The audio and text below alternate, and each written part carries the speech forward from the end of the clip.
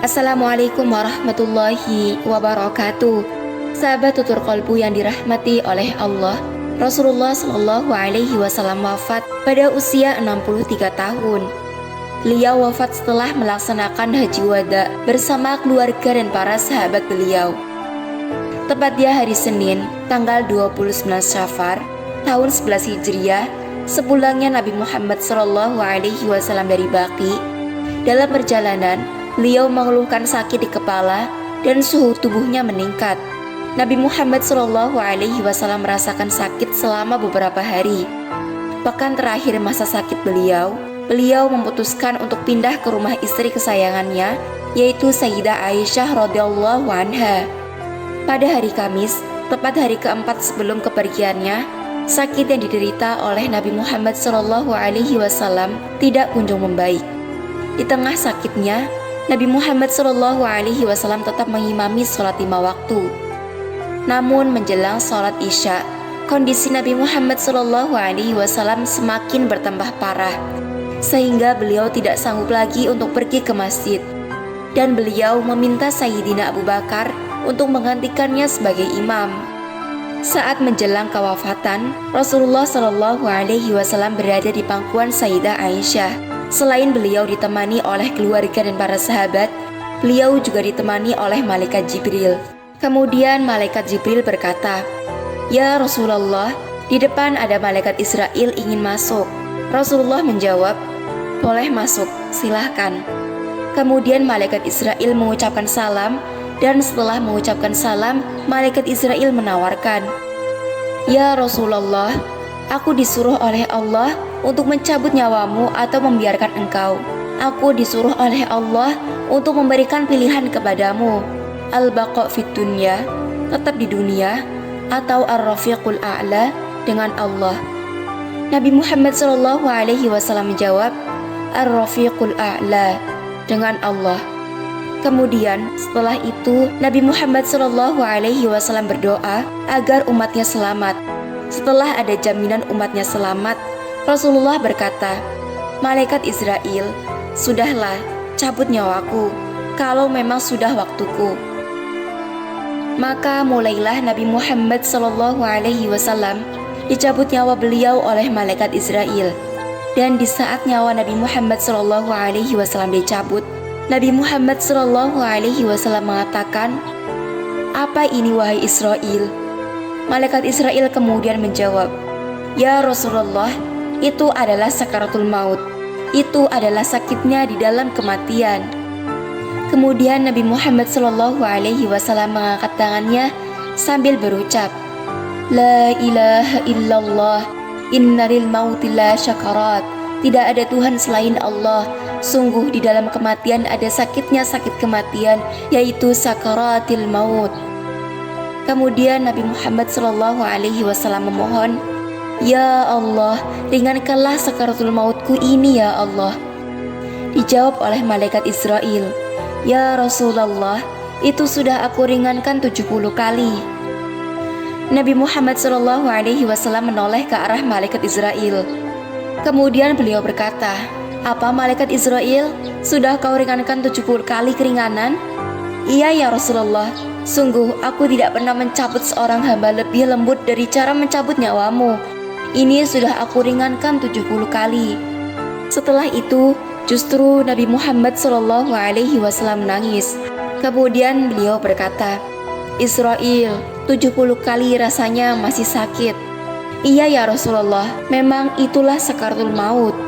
"Lalu bagaimana engkau mencabut umatku wahai Israel? Kalau engkau mencabutku dengan ringan seperti ini masih sakit, bagaimana engkau mencabut umatku wahai Israel?"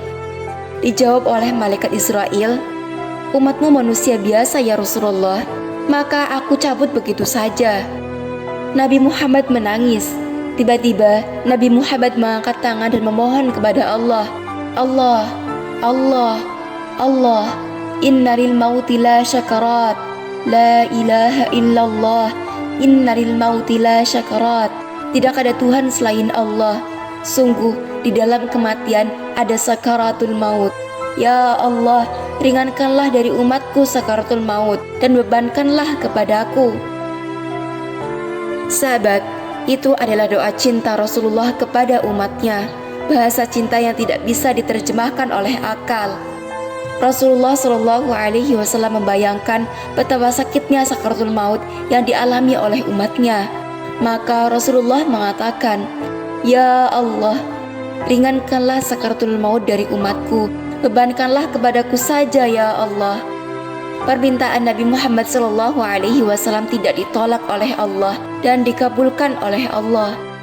Sallu ala Nabi Muhammad.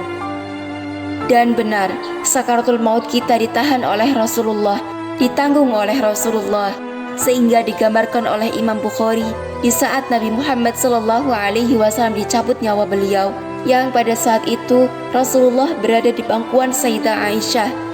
Sayyidah Aisyah melihat keringat dingin keluar dari kening Rasulullah. Sayyidah Aisyah tidak pernah melihat keringat keluar seperti itu. Bahkan saat dipegang kepala Rasulullah, panasnya melebihi dari panasnya orang biasa. Setiap ada kain dicelupkan di air, tempelkan di kening Rasulullah, kemudian langsung mengering. Saat itu Rasulullah mengucapkan kalimat, "La ilaha illallah, innalil mauti la syakarat." Kemudian Nabi Muhammad berpesan dengan banyak pesan, dan di antara pesan Rasulullah Shallallahu Alaihi Wasallam adalah, "Aku titip salam kepada umatku dan orang yang mengikutiku sampai hari kiamat." Saudaraku yang dirahmati oleh Allah, mari kita sadari salam Rasulullah.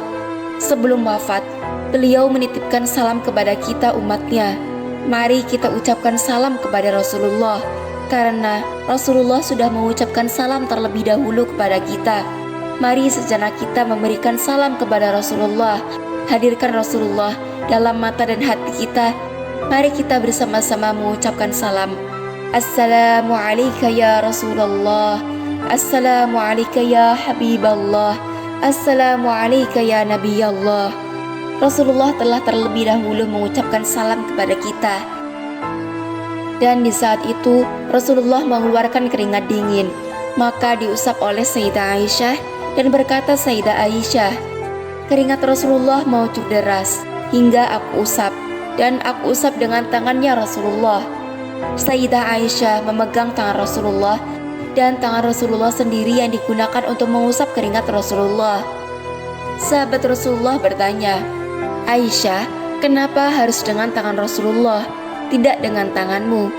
Sayyidah Aisyah menjawab, "Karena tangan Rasulullah lebih lembut dari tanganku, dan aku lebih menginginkan yang menyentuh kening Nabi Muhammad adalah tangan yang paling mulia di dunia dan di akhirat." Kemudian setelah itu Nabi Muhammad merasakan sakit untuk kita umatnya. Kemudian Nabi Muhammad mengangkat tangannya tinggi-tinggi, kemudian mengucapkan, "La ilaha illallah, innalil mauti la syakarat." Tiba-tiba tangan itu semakin turun dan ditangkap oleh Sayyidah Aisyah, dan di saat tangan Rasulullah di tangan Sayyidah Aisyah, kemudian paha Sayyidah Aisyah merasa berat kepala suci Rasulullah Shallallahu Alaihi Wasallam, dan saat itu Sayyidah Aisyah sadar bahwasannya Rasulullah sudah kembali kepada Allah Subhanahu Wa Taala. Sallu ala Nabi Muhammad. Sayyidah Aisyah bingung melihat hal seperti itu. Kemudian ditaruhlah pelan-pelan wajah Rasulullah sambil menangis lalu berkata, "Rasulullah sudah meninggal." Para sahabat Nabi bingung. Sayyidina Ali tiba-tiba terduduk, tidak bisa berdiri. Sayyidina Uthman tidak bisa berkata-kata. Ada pula sahabat Nabi bernama Sayyidina Zaid berkata, "Aku baru melihat Rasulullah. Setelah itu, aku tidak mau melihat lagi selain Rasulullah. Ya Allah, butakan mataku. Aku tidak ingin aku kotori mataku dengan selain Rasulullah." Dan dibutakanlah oleh Allah. Sallu ala Nabi Muhammad. Sahabat, bermacam-macam kejadian saat itu. Madinah heboh luar biasa dengan meninggalnya Rasulullah Sallallahu Alaihi Wasallam. Dan sungguh meninggalnya Nabi Muhammad adalah menghidupkan hati yang mati bagi siapapun yang memahaminya. Tiba-tiba Sayyidina Umar datang. Setelah Sayyidina Umar marah, beliau mengatakan, "Siapa yang mengatakan Muhammad meninggal akan aku penggal lehernya. Jangan seperti orang-orang. Nabi Muhammad sekarang sedang pergi, seperti waktu Musa pergi kepada Tuhannya. Nanti akan kembali kepada kita. Muhammad belum meninggal." Sayyidina Umar mengatakan demikian karena kecintaan Sayyidina Umar bin Khattab kepada Nabi Muhammad SAW, tidak ingin Nabi Muhammad SAW pergi. Tiba-tiba datang Sayyidina Abu Bakar As-Siddiq, lalu masuk ke kamarnya Rasulullah. Kemudian mengecup kening Rasulullah dan Sayyidina Abu Bakar berkata, "Ya Rasulullah, engkau tetap harum dalam keadaan hidup dan harum setelah meninggal dunia." Rasulullah Shallallahu Alaihi Wasallam meninggal pada hari Senin sore dan dikuburkan pada hari Selasa malam Rabu. Setelah dikubur, Sayyidah Fatimah Az-Zahra berkata kepada Sayyidina Anas sambil menangis, "Wahai Anas, bagaimana engkau tega? Apakah engkau rela menaburkan debu di atas kepala Rasulullah?" Sayyidina Anas menangis kaget dan berkata, "Wahai binta Rasulullah, kalau kami tidak dibuat lupa oleh Allah, niscaya tidak ada yang bisa mengubur Rasulullah." Saat itu mereka dibuat lupa oleh Allah, sehingga mereka tidak menyadari telah melakukan itu semua.